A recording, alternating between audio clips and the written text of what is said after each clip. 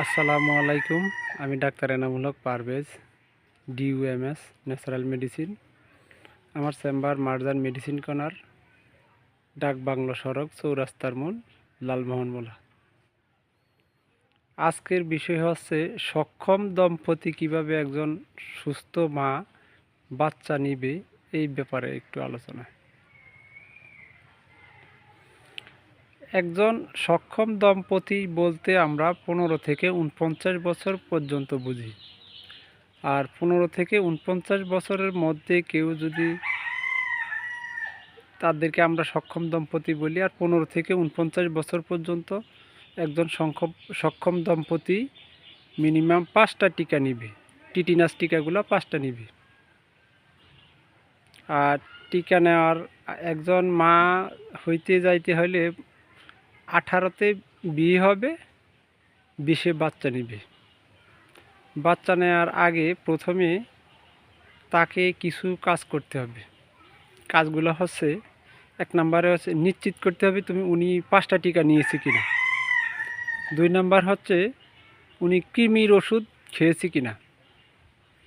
3 নম্বর হচ্ছে ওনার রক্ত স্বল্পতা আছে কিনা। 4 নম্বর হচ্ছে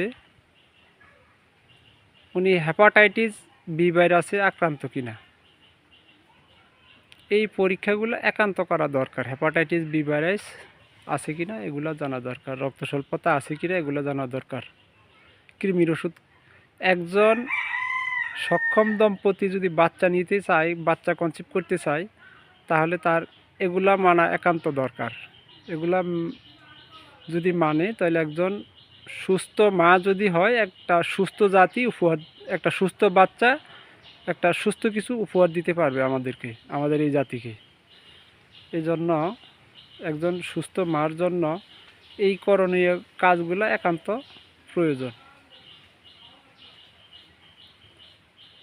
এই জন্য আমাদের কমপক্ষে 5টা টিকা নিশ্চিত করতে হবে। রক্ত স্বল্পতা আছে কিনা নিশ্চিত করতে হবে। হেপাটাইটিস বি ভাইরাসের কোনো ঝামেলা আছে কিনা এগুলো নিশ্চিত করতে হবে।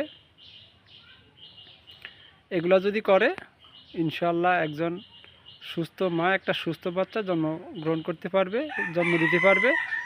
আর বাচ্চাটার যদি সুস্থ মা হয়, তাহলে একটা সুস্থ জাতি হিসেবে আমরা আগাতে পারবো ভবিষ্যতে।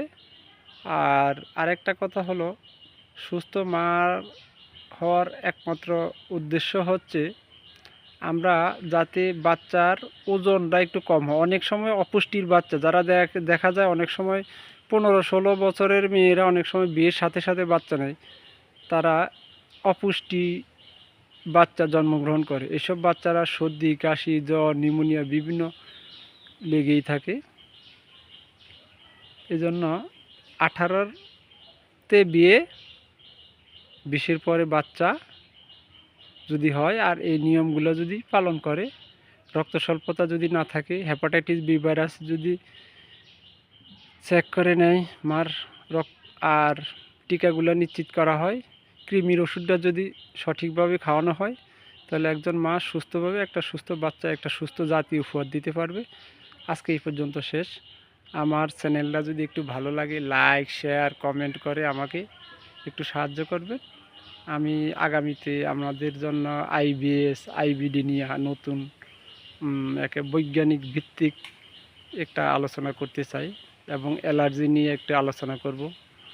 আমাদের দেশে বর্তমানে অ্যালার্জি, IBS, IBD রোগীর সংখ্যা এত পরিমাণ বেশি, যা বলার মতো না। আমার চ্যানেলটা যদি একটু ভালো লাগে, লাইক, শেয়ার, সাবস্ক্রাইব করবেন। আজকে এই পর্যন্তই থাকেন। আল্লাহ হাফেজ। আসসালামু আলাইকুম। আপনারা ভালো থাকবেন।